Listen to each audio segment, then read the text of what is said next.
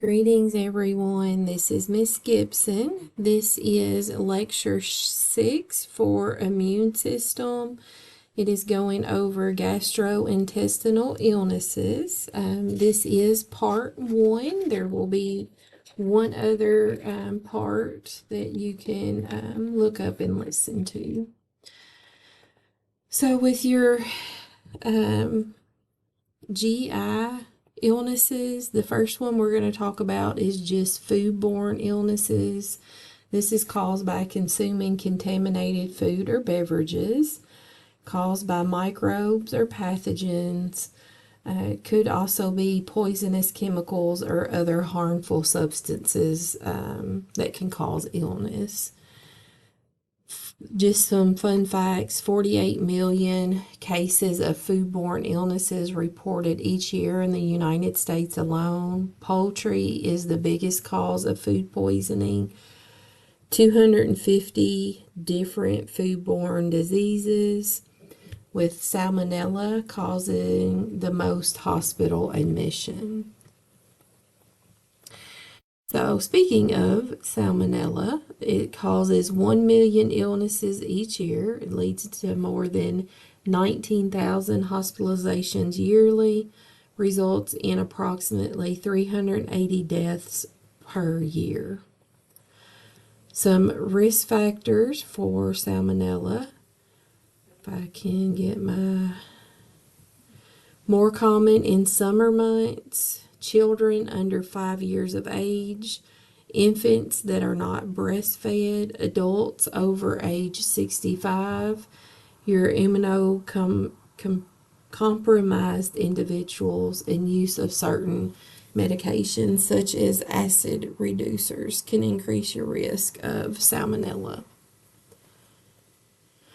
Salmonella infection symptoms: fever, severe abdominal cramps, diarrhea, vomiting, chills, and nausea. Salmonella symptoms usually develop 12 to 22 hours after infection, usually lasts 4 to 7 days. Most recover without treatment as long as they stay hydrated. Hospitalization may be required for severe symptoms. Treatment and prevention: no vaccines are available. They're going to use the cephalosporins. They're going to increase your fluids and then just educate on cook to proper temperatures. You're going to wash hands and surfaces often, refrigerate promptly, and separate. So you want to have a cutting board, one for your chicken and one for your veggies. Some people even have one cutting board for chicken and then another one for other meats. You just want to make sure that you're separating all of those things. E. coli is the next thing that we're going to talk about. Normally lives in the intestines. Most are harmless and part of a healthy intestinal tract. Can come from contaminated water or food or direct contact. There's 6 pathotypes that are associated with diarrhea. Transmission is through food or water contaminated with human or animal feces. Incubation time is 3 to 4 days after exposure. Symptoms begin slowly and worsen over several days. There's going to be watery or bloody diarrhea, abdominal cramps, and it may include a fever just because of the inflammation.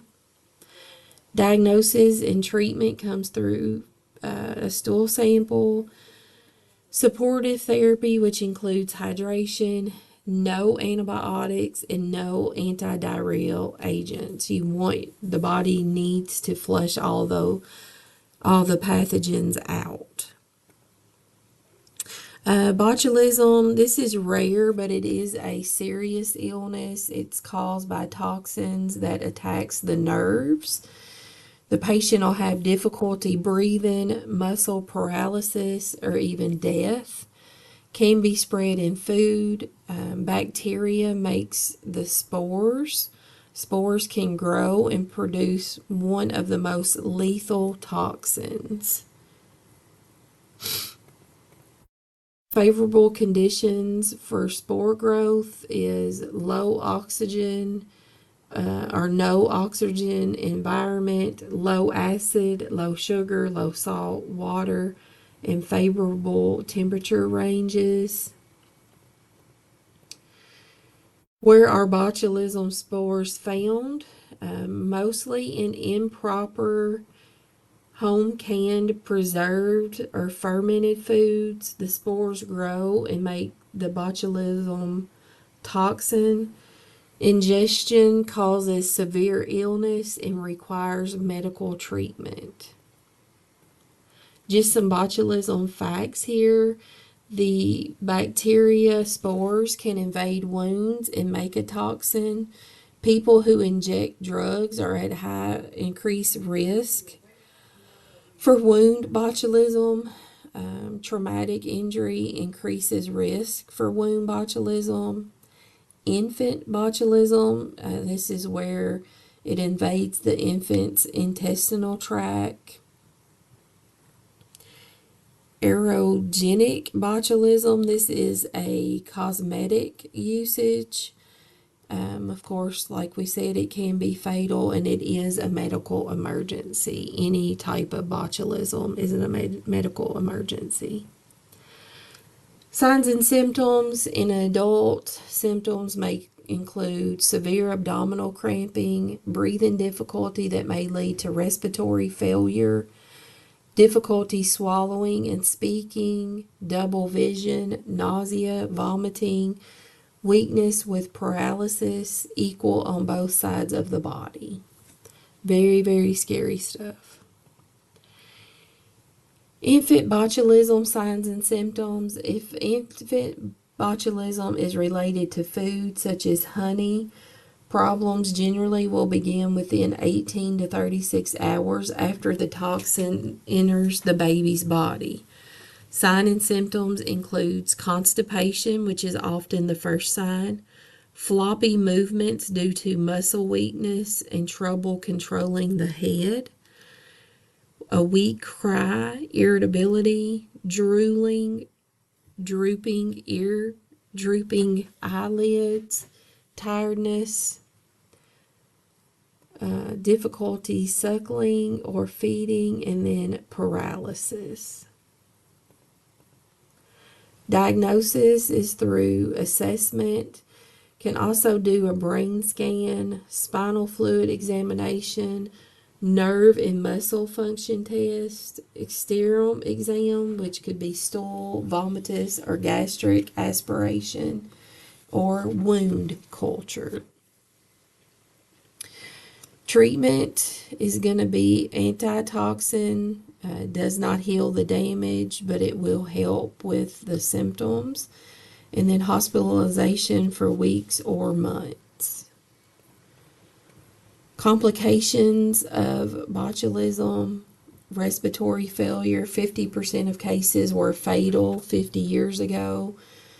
With the antitoxin, 5 out of 100 patients die. Some patients die from infections due to paralysis. Long-term recovery with lasting symptoms, unfortunately. So Clostridium difficile or C. diff, this is direct or indirect contact with infected stool. Bacteria can live on fomites for weeks to months. The toxins attack intestinal lining. So with the C. diff, this can also be caused by taking antibiotics for a long period of time. The antibiotics rid the body of the good flora in our intestinal tract that can lead to this C. diff. Most of the time, it starts with watery diarrhea, 3 or more a day for 2 to more days, severe diarrhea for 10 to 15 days, severe abdominal cramping with fever, blood or pus in the stool, dehydration, and then weight loss if not cured.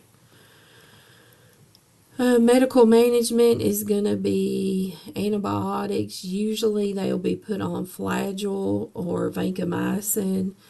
IV fluids will be pushed, probiotics to restore the good flora back in your GI tract. Surgery if there's been any damage to your GI tract, and a fecal transplantation. And all this fecal transplant is, they're just trying to put the good gut microbiome back into your GI tract.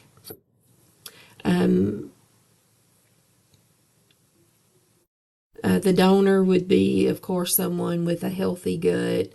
Stool from a healthy donor is transferred to a patient with recurrent C. diff infection. So that's it. That was a quick overview of your GI illnesses.